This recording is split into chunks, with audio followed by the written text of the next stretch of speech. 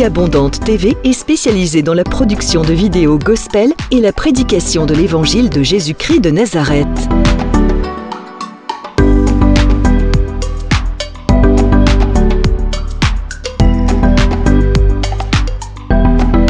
N'hésitez pas à vous abonner à notre chaîne YouTube Vie Abondante TV et sur notre page Facebook.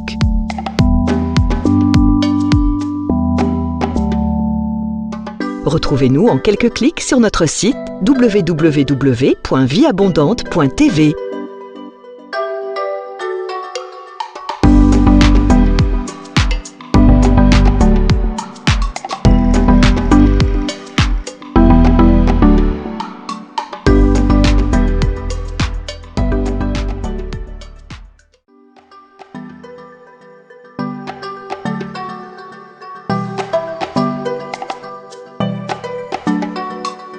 Vie Abondante TV est spécialisée dans la production de vidéos gospel et la prédication de l'évangile de Jésus-Christ de Nazareth.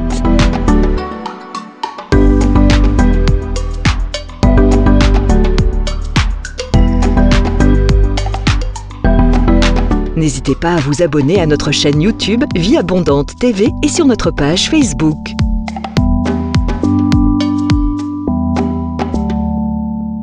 Retrouvez-nous en quelques clics sur notre site www.vieabondante.tv.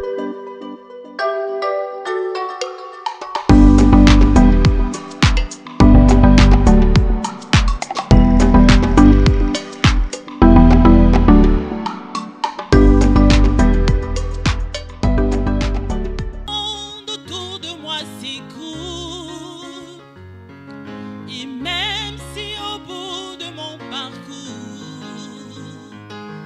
je ne vois plus du tout un petit secours, je proclame tu es Dieu, car je n'ai pas besoin de voir pourquoi. Je pose pas de questions du genre pourquoi. En toi je bâtirai tous mes espoirs. Je proclame tu es Dieu. Oh, même si les hommes n'arrivaient plus à chanter ta louange, les chants d'oiseaux s'élèveront vers toi. Oui, même si les hommes ne voulaient plus célébrer ta louange, les pierres s'élèveront pour t'acclamer. Oh, le temps peut s'arrêter, mais les étoiles tombées du ciel, tu es Dieu, ton règne n'a pas de fin. Oui, même si les hommes n'arrivaient plus à chanter ta louange, les chants d'oiseaux s'élèveront vers toi. Oui, même si les hommes ne voulaient plus célébrer ta louange, les pierres s'élèveront pour t'acclamer. Le temps peut s'arrêter, et les étoiles tombées du ciel, tu es Dieu, ton règne n'a pas de fin. Même si le ciel ne donnait plus de pluie, et même si dans mon cœur je ne croyais plus, l'arbre dans mon jardin donnera ses fruits qui feront voir que tu es Dieu. Et même si tes promesses duraient longtemps, comme l'oiseau rare au soir du printemps, je sais que tu ne dépendras jamais du temps. Je proclame tu es Dieu. Oh, même si les hommes n'arrivaient plus à chanter ta louange,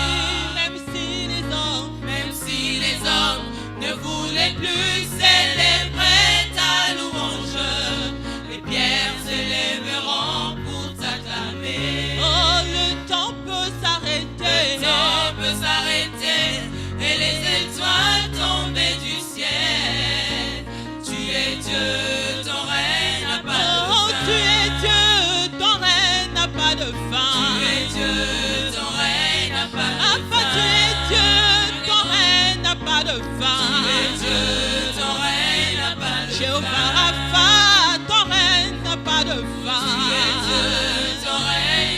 Jéhovah Rapha, ton règne n'a pas de fin. Jéhovah Shalom, ton règne n'a pas de fin. Jéhovah Shalom, ton règne n'a pas de fin. Yahweh Ozali Nzambe, Ozana Sukate. Ozali Nzambe, Ozana Sukate.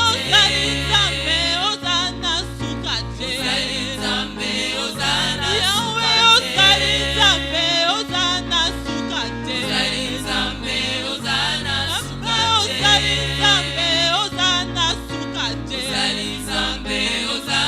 Sukate. Oh, kumama Yahweh. Kumama Yahweh.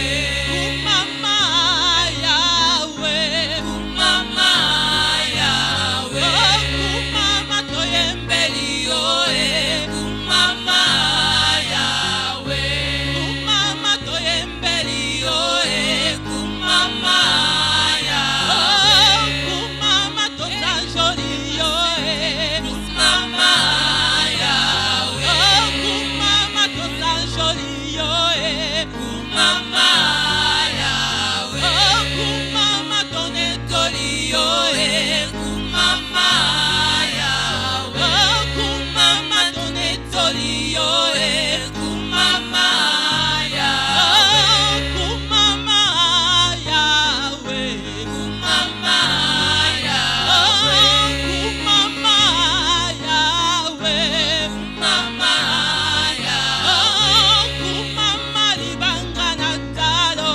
Kumama Yahweh. Oh, kumama libanga na talo. Kumama Yahweh. Oh, kumama yokosi na Yuda. Kumama Yahweh. Oh, kumama yokosi na Yuda. Kumama Yahweh. Oh, kumama Yahweh. Kumama Yahweh. Oh, kumama Yahweh. Lève ta voix Imaginez Merci Seigneur. combien ça me coûterait. À la croix, il a pris ma place. Jésus s'est donné. Je ne peux imaginer combien ça me coûterait. À la croix, il a pris ma place. Jésus s'est donné. Car il a pris ma place. Oh, il m'a pris la place. Il a pris ma place, Yahweh. Il a pris ma place.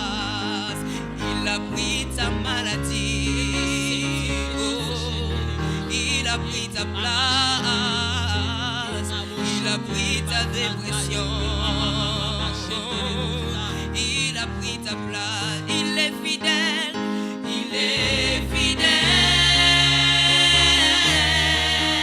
Fidèle. Chante encore. Il est fidèle. Oh, fidèle. Jésus est. Mon Jésus est. Il est fidèle. Mon Jésus est. Il est fidèle.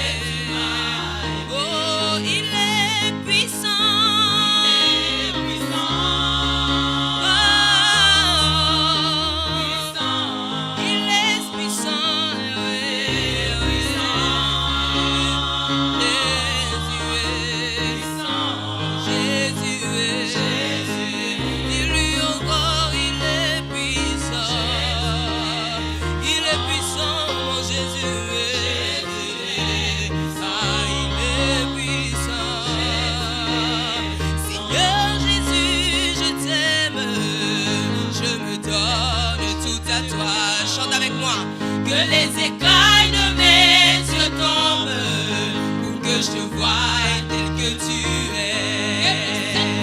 Emmène-moi aux choses simples qui me montrent ta grandeur.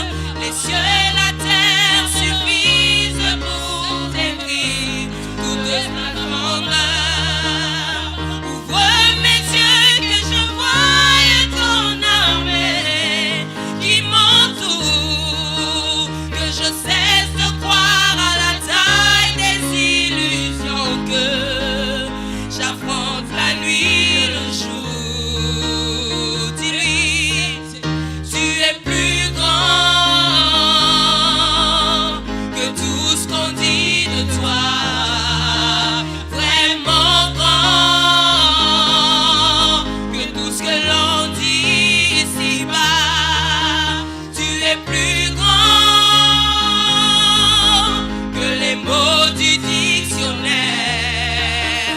Vraiment grand que tout ce que tu fais, ta taille, mon aîné. Yosa, mon aîné, mon aîné. Yosa, encore mon aîné. Yosa, mon aîné, mon aîné. Yosa, oh tu es plus grand, tu es plus grand que tout ce qu'on dit de toi. Vraiment grand que tout ce que l'on dit ici-bas. Tu es plus grand que les mots du dictionnaire. Vraiment grand, alléluia, que tout ce que tu fais, mon aîné. Yosa, mon aîné, mon aîné. Dis-lui encore, Yosa, mon aîné, mon aîné. Oh, Yosa, mon aîné, mon aîné. Est-ce que tu peux lui dire encore, tu es plus grand, Seigneur? Tu es plus grand que tout ce qu'on dit de toi. Vraiment grand que tout ce que l'on dit. Tu es plus grand, Yahweh, plus grand, alléluia, que les mots du dictionnaire. Vraiment grand que tout ce que tu fais, ta taille, mon aîné, mon aîné. Mon aîné. Dis-lui encore, mon aîné, mon aîné. Yosa, mon aîné, mon aîné. Mon aîné, oh mon aîné, mon aîné. Yosa, mon aîné, mon aîné. Il est élevé, il est élevé. Dis-lui, mon aîné, mon aîné. Yosa, mon aîné, mon aîné. Oh mon aîné, mon aîné, mon aîné. Yosa, mon aîné, mon aîné. Oh Yosa. Seigneur Jésus, je t'aime. Seigneur Jésus, je t'aime. Je me donne tout à toi. Kerebo shentelebo, eke mama shinteleba santa eke nama Nazobondela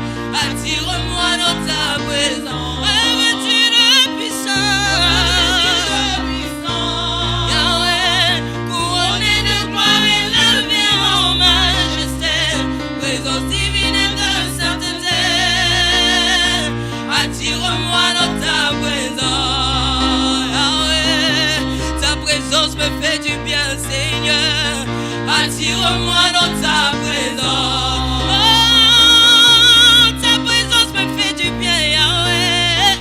Attire-moi dans ta présence. Je veux demeurer encore une fois dans ta présence, amour, Yahweh. Attire-moi dans ta présence. Oh, attire-moi dans ta présence, Yahweh. Oh, Yahweh. Attire-moi dans ta présence. Je veux demeurer.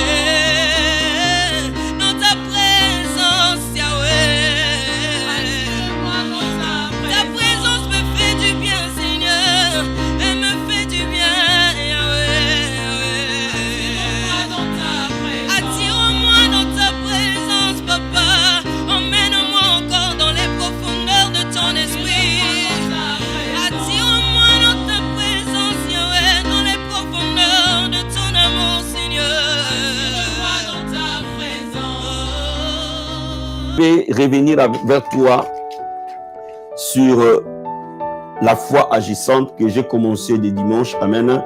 Donc aujourd'hui, nous allons parler plus calmement sur les thèmes que nous avons commencé le dimanche et nous allons essayer de l'enseigner. Les dimanches, nous avons péché et nous allons aller un peu élément après élément pour que tu comprennes et que tu réalises la fonctionnalité de la foi. Parce que je suis convaincu que si tu comprends la fonctionnalité de la foi, ta vie chrétienne prendra d'autres dimensions, d'autres allures. Amen. Nous allons ouvrir le livre de Galates qui était notre texte de base, chapitre 5, verset 6. Galates, chapitre 5, verset 6. Donc je ne finirai pas ça aujourd'hui parce que quand on parle de la foi, c'est beaucoup de choses à enseigner dessus. C'est beaucoup de choses. Amen. Donc on va y aller étape par étape. Galates, chapitre 5, verset 6. La Bible dit ceci. Car en Jésus, ni la circoncision, ni l'incirconcision n'a de la valeur, mais seulement la foi qui est agissante par la charité. L'apôtre Paul dit à l'église de Galates, dans la foi chrétienne, il y a une chose qui est capitale, il y a une chose qui est primordiale, il y a une chose qui est centrale. C'est la foi agissante par l'amour. Donc, l'apôtre Paul dit, si tu trouves la foi, tu trouves la grande clé qui t'amène au divin. Et de là où tu accèdes au divin, tu as d'autres clés qui vont s'ouvrir. Donc la clé de la foi est la clé centrale. Nous sommes sauvés par la foi. Tout ce que nous recevons de Dieu, nous ne pouvons le recevoir que par la foi. Nous sommes sauvés par la foi, nous sommes guéris par la foi, nous sommes délivrés par la foi, nous serons enlevés par la foi. Nous sommes tout ce que nous recevons de Dieu. Nous ne recevons que par la foi. Donc, toute la Bible se résume à une seule chose, la foi. Dieu nous a aimés, c'est pour cela qu'il a envoyé son Fils mourir à la croix. La croix est un acte d'amour au regard de Dieu. Mais la croix est un acte de foi au regard de nous. Cela veut dire que nous accédons à ce que Jésus a fait pour nous que par la foi. Donc aucun homme ne peut quitter les sphères physiques pour entrer dans les sphères spirituelles s'il n'a pas la foi. Donc la foi est la porte qui te permet d'accéder au divin. Donc si tu n'as pas la foi, si tu ne sais pas utiliser ta foi, ni l'activer, ni le faire agir, il y a plein de choses que tu n'accéderas jamais, alors jamais. Regardons Luc chapitre 17 verset 5. Luc chapitre 17 verset 5. La Bible dit ceci. Les apôtres dirent au Seigneur, augmente-nous la foi. Il y a deux choses que les apôtres ont demandé au Seigneur. La première des choses, ils ont demandé, apprends-nous à prier. Dans Luc chapitre 11. Et la deuxième chose, ils ont demandé, augmente-nous la foi. Voyez-vous? Donc, ils ont compris que les deux piliers majeurs sur lesquels le ministère de Jésus était basé et la vie de Jésus était basée sur la prière, était basée sur la foi. Donc, ils ont demandé à Dieu de leur apprendre à prier, mais aussi d'augmenter leur foi. Parce qu'ils ont compris que s'ils prient simplement, ils n'ont pas la foi, la prière n'aura pas de résultats. Donc après avoir demandé à Dieu de leur apprendre à prier, ils ont demandé au Seigneur d'augmenter leur foi. Cela est aussi vrai pour toi. Cela veut dire que la foi et la prière sont des sœurs jumelles. Si vous séparez la prière de la prière ne valent plus rien. Si vous séparez la foi de la foi ne valent plus rien. Ça veut dire que ce sont des choses qu'on ne sait pas pour des raisons pédagogiques, mais en réalité, les deux choses marchent nécessairement ensemble. Donc, comme on t'apprend à prier, on doit aussi t'apprendre à croire. Amen, amen. Donc, laisse-moi te dire que la foi est quelque chose d'hyper important, est un pilier essentiel, est une clé essentielle que tout chrétien doit comprendre, est un thème que nous devons comprendre comme parmi les thèmes fondamentaux de notre marche chrétienne. Maintenant, comment commencer à libérer la foi? Avant que j'aille à ce niveau, je vais te lire encore un autre passage. Actes des Apôtres, chapitre 3. Pour te faire comprendre quelque chose. Actes des Apôtres, chapitre 3, verset 12 et verset 16. La Bible dit ceci. Pierre, voyant cela, dit au peuple, hommes israélites, pourquoi vous vous étonnez, vous, de cela? Pourquoi avez-vous le regard fixé sur nous comme si c'était par notre propre puissance ou par notre piété que nous eussions fait marcher cet homme? Et c'est 16. C'est par la foi en son nom que son nom a raffermi celui que vous voyez et connaissez. C'est la foi en lui qui a donné à cet homme cette entière guérison en présence de vous tous. Bien aimé, Pierre et Jean ont fait un miracle devant les temples. Et les gens sont étonnés. Ils sont stupéfaits de voir ces paralytiques marcher. Et ils regardent Pierre et ils ont l'impression qu'ils sont des dieux. Pierre dit, ce n'est pas par notre onction, ce n'est pas par notre sainteté que cet homme marche. Si cet homme marche, c'est par la foi. Donc en d'autres termes, si tu veux être béni, tu dois obéir. Mais si tu veux voir la main de Dieu, le miracle de Dieu, tu dois croire. Donc Paul met une affirmation claire que celui qui veut voir la main de Dieu, il doit croire. Celui qui veut voir la gloire de Dieu, il doit croire. La foi est la clé du miraculeux. Donc il montre par là, ce miracle que vous voyez est venu par la foi. Donc en d'autres termes, quand vous apprenez le domaine de la foi, vous allez commencer à devenir un homme de miracle. Quand je parle de homme-femme, hein, vous allez devenir un homme de miracle. Vous allez recevoir des miracles. Vous pouvez transmettre des miracles aux autres. Donc Pierre et Jean ont cru, cet homme a eu le miracle. Cela veut dire quoi? Cela veut dire que lorsque notre foi monte d'un niveau vers un autre, la gloire de Dieu qui nous accompagne monte d'un niveau vers un autre. Je vais me réexpliquer. Lorsque ce que tu veux atteindre ou ce que tu veux faire est au-dessus de tes forces, il faut que tu augmentes ta foi. Si tu veux accéder à quelque chose qui est au-dessus des humains, qui est au-dessus de tes forces naturelles, ou de ton talent naturel, ou de ta grâce naturelle, ou de tes ressources naturelles, il faut croire. La réponse est la foi. Je me réexplique et je reformule la phrase. Je dis ceci. Il y a des choses qui viennent naturellement. Il y a des gens qui n'ont pas demandé de se marier, les mariages est venu les chercher, ils sont rentrés dans les mariages, ils sont restés. Il y a des gens qui étaient malades, ils ont été guéris naturellement. Il y a des gens qui ont accédé à un poste naturellement. Voilà.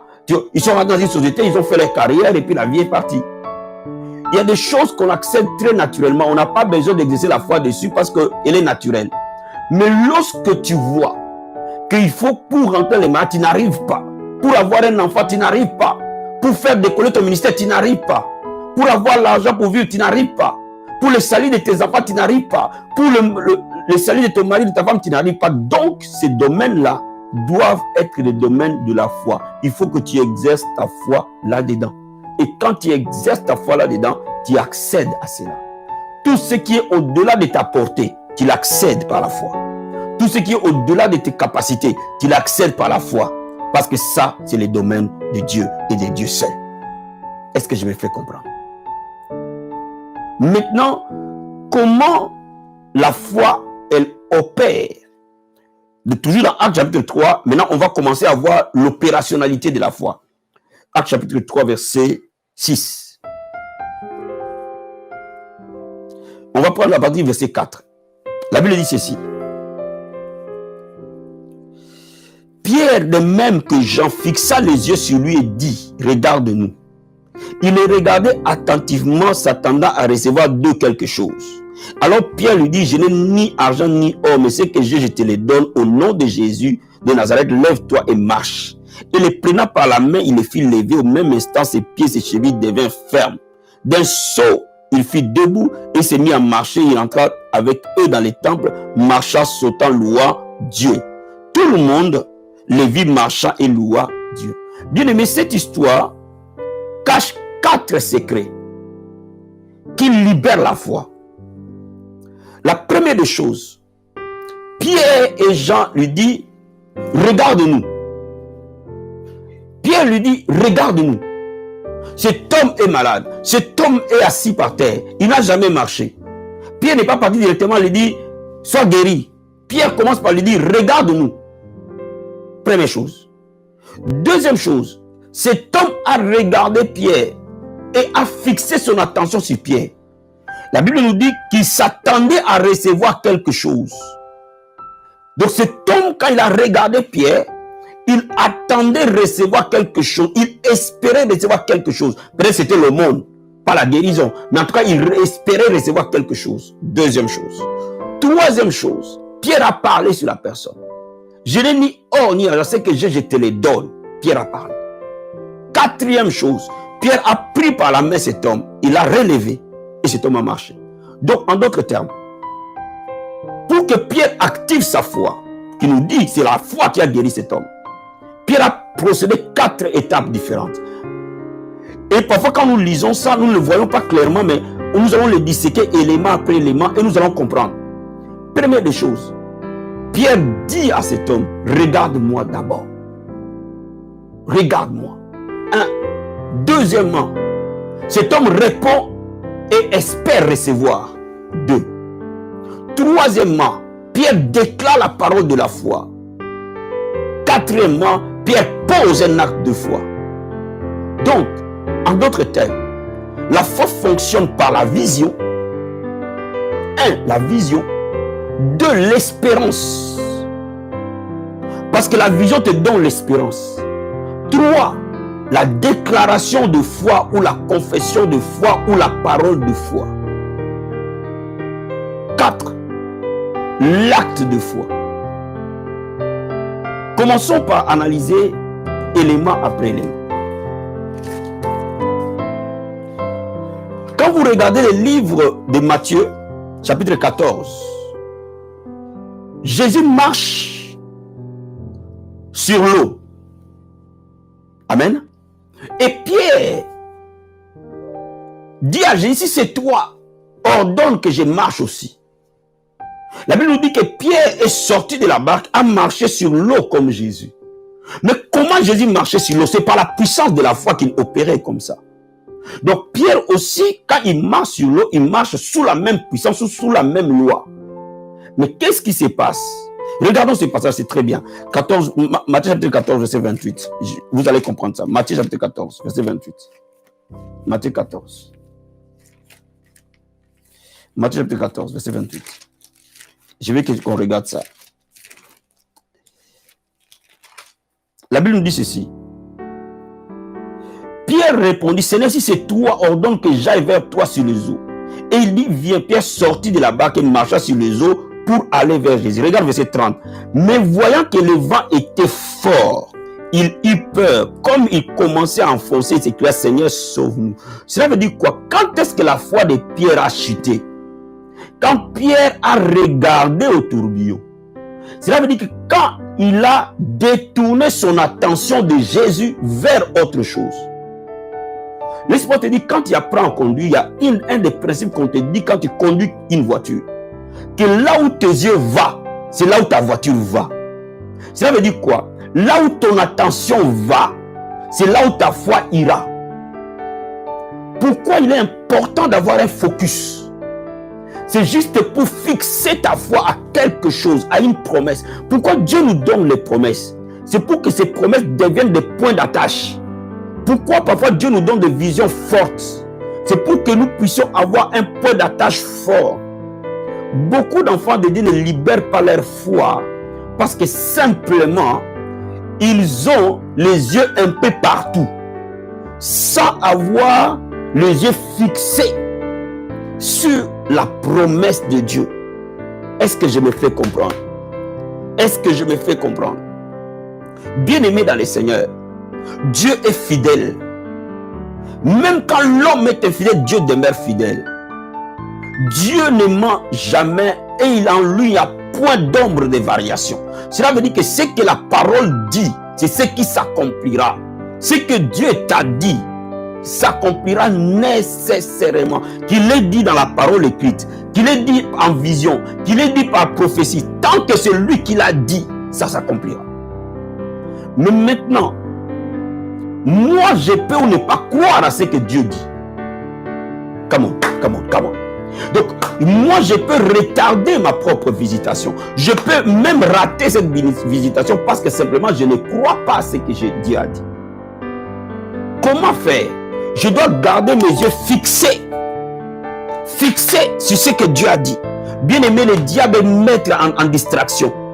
Le diable est expert en distraction. Bien aimé, beaucoup d'enfants de Dieu ratent leur miracle. Parce que du temps où Dieu promet, au temps où la réalisation doit arriver, pendant tout ce temps, il est distrait. Il est distrait par toutes sortes de choses. Il n'a plus le focus. Donc, bien aimé dans le Seigneur, lorsque tu veux opérer dans la foi, lorsque tu veux planer au-dessus des circonstances, garde tes yeux sur Jésus. La Bible dit, comme Jésus a été levé, comme le sépa des reins a été levé dans les airs, quiconque regarde au sépa des reins, le sépa brillant ne pourra plus jamais les tuer. Donc laisse-moi te dire, tu peux opérer dans la foi au-dessus de ta fonctionnalité naturelle, tant que tu as la vision fixée sur Jésus-Christ.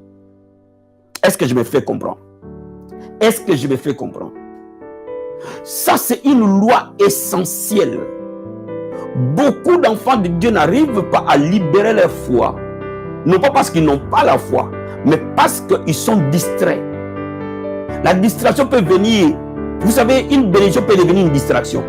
Dieu peut te donner un mari et ce mari devient une distraction pour toi. Dieu peut te donner des enfants, ces enfants deviennent une distraction pour toi. Dieu peut te donner un travail.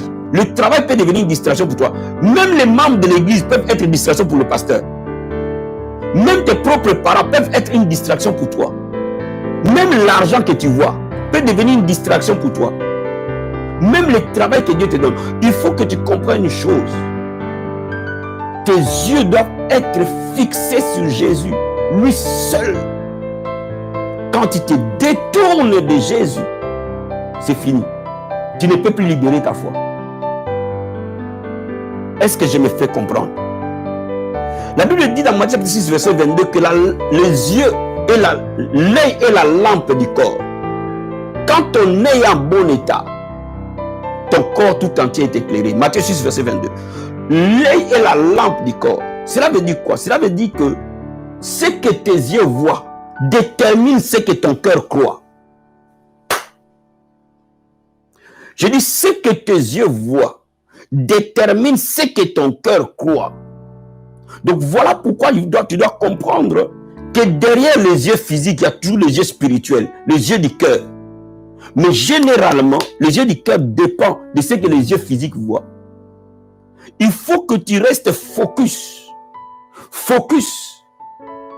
sur Jésus et sa parole. Il faut que tu t'attaches à la parole. Bien aimé, toutes les fois que tu sens que ta foi doit monter, attache-toi à la parole. Fixe tes yeux sur la parole.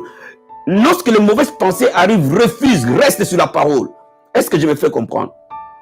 Impose-toi une discipline pour rester dans la parole. Parce que c'est là où ta foi vient. La Bible dit, il est l'auteur de notre foi, c'est lui qui amène notre foi à la perfection. Reste focus sur la parole de Dieu.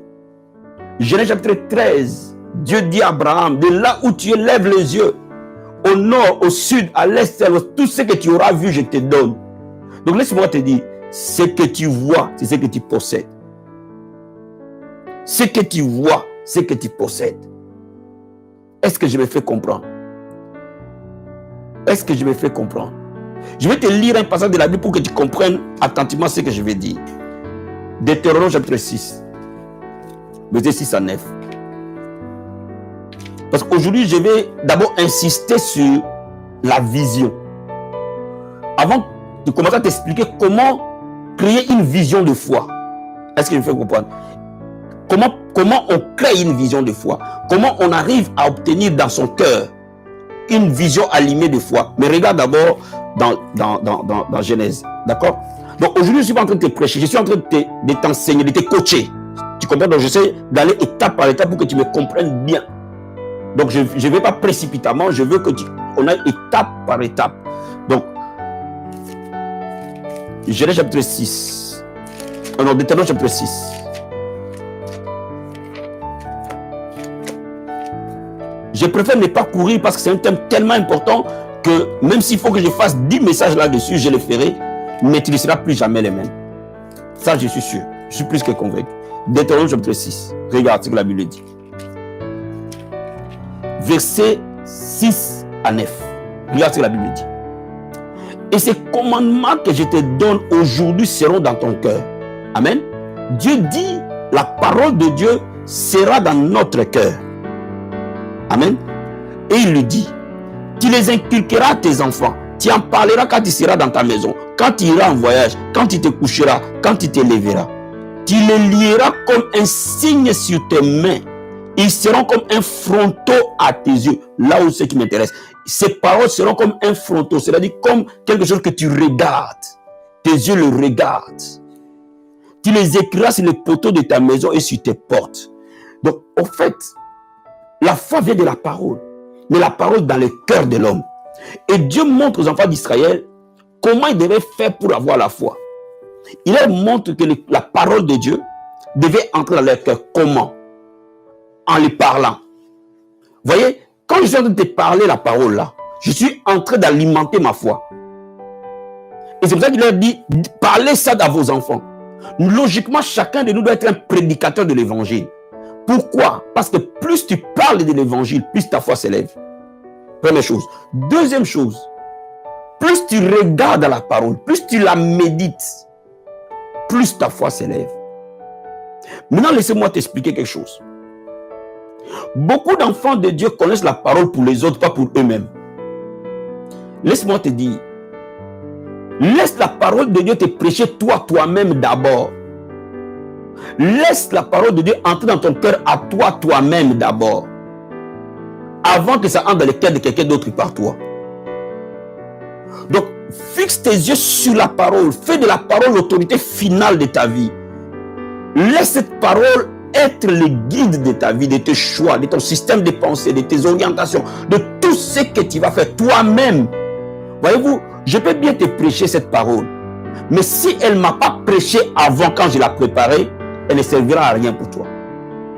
Il faut qu'elle me prêche moi-même d'abord, avant qu'elle te prêche toi. Donc il faut que la parole de Dieu entre en nous. Et c'est ce qui va stimuler notre foi. Voyez-vous? Et c'est pour ça que vous pouvez voir beaucoup de gens connaître plein de versets de la Bible. Mais vous savez, ils ont connu plein de versets de la Bible, mais leurs versets n'est pas rentré dans leur cœur, c'est resté dans leur tête. Donc ils n'ont pas été prêchés eux-mêmes par la parole de Dieu. Donc ils peuvent les citer comme des perroquets, mais en réalité ça ne sert à rien. Donc laisse-moi te dire, fixe tes yeux sur la parole tout le temps. Et dispose ton cœur à ce que cette parole gouverne ton être. Quand cette parole gouverne ton être, c'est fini. Elle fera de toi tout ce qu'elle a dit. Quand la parole de Dieu commence à gouverner tes pensées. Je donne un exemple. Quand la parole de Dieu, tu adhères à ça en disant que la Bible déclare que au nom de Jésus, les malades seront guéris. Quand toi-même, tu le crois, toi-même tu es guéri. Et quand tu es guéri toi-même, tu peux être un instrument pour que les autres soient guéris. Vous comprenez ce que j'explique? Donc, la base c'est quoi? La base c'est que, 1, accroche-toi à lire la Bible. Lis la Bible. Lis ta Bible encore. Que cette Bible devienne ton ami de chaque moment. Vous savez, il ne se passe jamais un seul jour où je ne lis pas ma Bible. Il n'y en a pas. Il n'y a pas de jour férié dans la lecture de la Bible pour moi. Et je suis en train de voir que depuis que j'ai commencé les héros du midi, ma foi est devenue plus forte. Pourquoi? Parce que ça m'oblige d'étudier, de lire, de méditer. Bien aimé, c'est la même chose. Ce que tu reçois là, médite-le. Première chose. Deuxième chose. Écoute les vidéos de ton pasteur, de ton père spirituel, ou les messages audio, peu importe, ou les écrits. Pourquoi? Parce que vous devez œuvrer dans une dimension de fusion dans la foi. Vous verrez que dans une église ou dans une organisation, l'homme de Dieu peut monter dans la foi, le peuple ne monte pas. C'est-à-dire que lui monte, les autres ne montent pas. Pourquoi? Parce qu'ils ne veulent pas suivre la dynamique. C'est très dangereux. Donc laisse-moi te dire, quand le message, par exemple, les héros d'humilité, peut être au travail, mais fais tout le soir, écoute ce message. Parce que ceux qui sont en train de l'écouter, ils vont avoir un dépôt de foi dans leur cœur. Donc ils auront de l'avance sur toi. Est-ce que je me fais comprendre? De la même manière, quand on va à l'église, écoute la parole. Sois focus sur la parole. Ne sois pas à l'église, ton corps est là et ton âme est en train de faire à manger. Ton corps est là et ton âme est en train de circuler dans la maison, en train de penser à ce que tu vas faire. Mais c'est ton corps qui est là. Non, le moment de la parole doit être un moment de concentration maximum.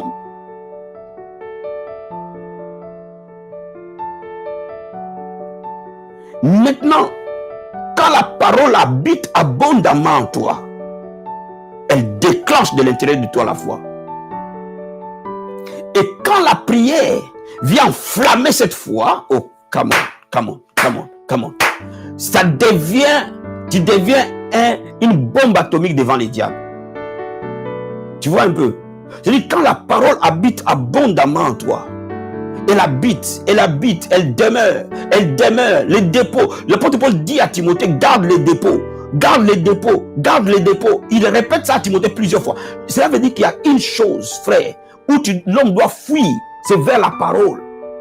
Quand les diables t'attaquent, cours à la parole. Quand tout va bien, demeure dans la parole, vis dans la parole, ne sors jamais de la parole. Je te dis une chose, mon frère, ma soeur. Il y a une seule chose qui permet à l'homme de faire face aux vrais défis existentiels. C'est la parole de Dieu. Il y a une seule chose qui ne tangue pas. Tu peux fonder ta foi sur ton travail. Cette société peut se fermer. Bien, mais une seule chose demeure, c'est la parole. Donc quand tu t'accroches à la parole, quand tu la trouves et tu t'accroches dessus, et tu vis là-dedans, et que tu te nourris constamment, n'arrête pas.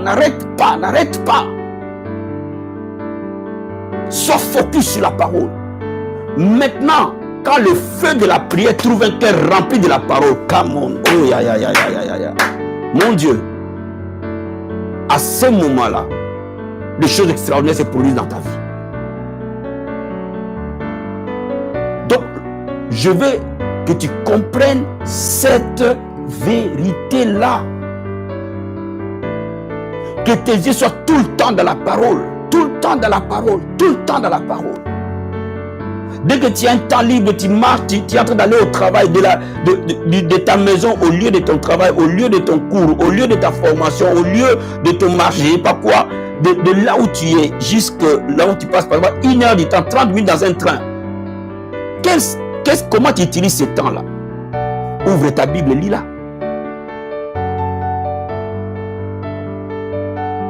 Chaque temps libre soit capitalisé dans la parole. Frère, si ton cœur est sincère avec Dieu, rien que cet acte de foi-là va changer ta vie. Aujourd'hui, je voulais d'abord te parler d'un point important. Les gens qui ont la foi se soumettent à la parole. Avant même le rema, ils se soumettent au logos de Dieu, à la parole écrite de Dieu.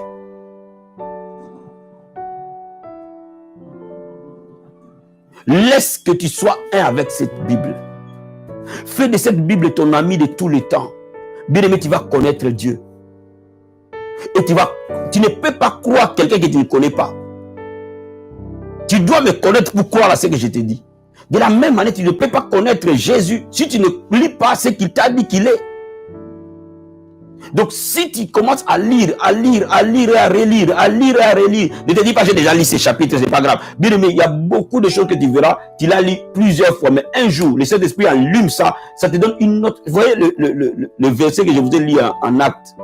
Je l'ai toujours parcouru, je l'ai toujours prêché, mais je n'ai jamais vu les différentes étapes que Pierre est passé dessus pour transmettre la foi. Et c'est ce matin quand j'ai médité, j'ai dit, oh, au fait, c'est le processus de la foi que Pierre a pratiqué. Voyez-vous, chaque moment où tu lis la Bible, il y a toujours une révélation nouvelle. Chaque fois où tu lis la Bible, Dieu te parle encore et t'amène de profondeur en profondeur. Et plus tu vas aller de profondeur en profondeur, plus ta foi va aller de profondeur en profondeur. La parole de Dieu et la foi font un. Voilà ce que je voulais te dire d'abord comme première étape aujourd'hui. Jésus a gagné sur le diable par la parole. Nous gagnons sur le diable par la parole. Nous ne gagnons pas sur le diable par les jeunes. On gagne sur le diable par la parole. Pourquoi? Parce qu'en réalité, les jeunes n'est que la mise en pratique de la parole de Dieu. Vous comprenez ce que j'explique? Si je prie, c'est parce que la Bible me dit de prier. Si je jeûne, c'est parce que la Bible me dit de jeûner. Si je donne ma dîme, c'est parce que la Bible me dit de donner ma dîme. Si je vais à l'église, c'est parce que ma Bible me dit d'aller à l'église. Donc, voyez-vous, tout ce qu'on fait dans la vie chrétienne n'est rien d'autre que des actes liés à la parole. Donc, si j'aligne ma vie à la parole de Dieu, c'est fini. Je vais dire quelque chose, et c'est là où je vais m'arrêter. Ce que Dieu dit est plus puissant que ce que l'homme dit. Je reprends. N'oublie pas cette phrase que je t'ai dit. Ce que Dieu dit est plus puissant que ce que l'homme dit. Qu'est-ce que Dieu dit? Et là, la parole de Dieu est inspirée de Dieu et ce que Dieu dit, c'est ça. Donc ce que Dieu dit est plus puissant que ce que moi j'ai dit. Mais moi je dis quoi? Moi je dis dans la prière. Moi je dis quoi? Moi je dis dans l'adoration. Moi je dis quoi? Moi je dis dans les conversations. Moi je dis. Mais ce que Dieu dit est de plus haut niveau que ce que moi j'ai dit. Donc qu'est-ce que j'ai fait? Je mets d'abord ce que Dieu dit pour que moi je dise.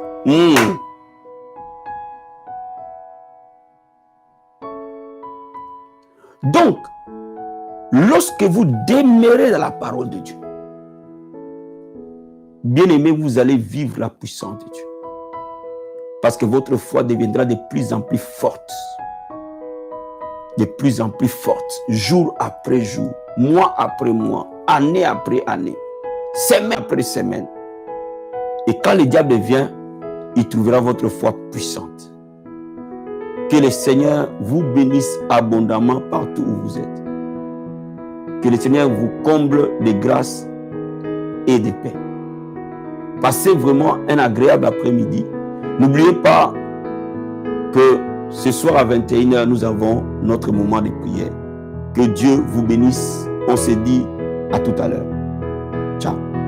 Si ce message t'a béni, bien-aimé, n'oublie pas de liker et de nous laisser un petit commentaire, ça nous fera du bien. Et si tu t'es connecté pour la première fois à la vie abondante ou à Héros du Midi, n'oublie pas de t'abonner et d'activer la cloche. On se dit à ce soir, à la prière du soir. Ciao.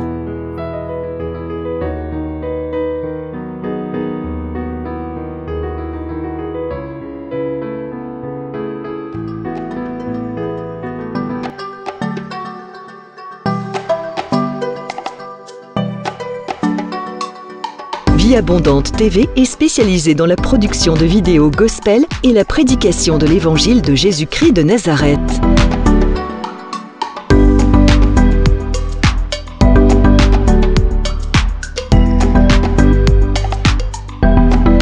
N'hésitez pas à vous abonner à notre chaîne YouTube Vie Abondante TV et sur notre page Facebook.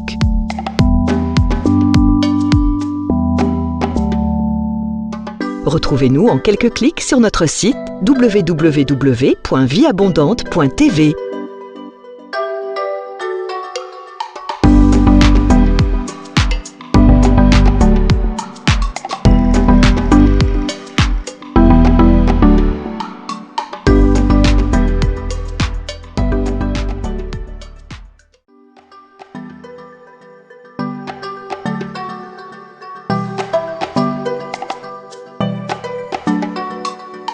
Vie Abondante TV est spécialisée dans la production de vidéos gospel et la prédication de l'évangile de Jésus-Christ de Nazareth.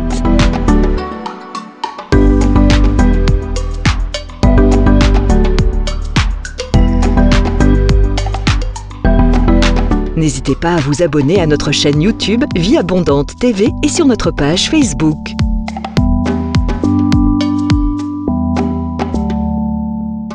Retrouvez-nous en quelques clics sur notre site www.vieabondante.tv.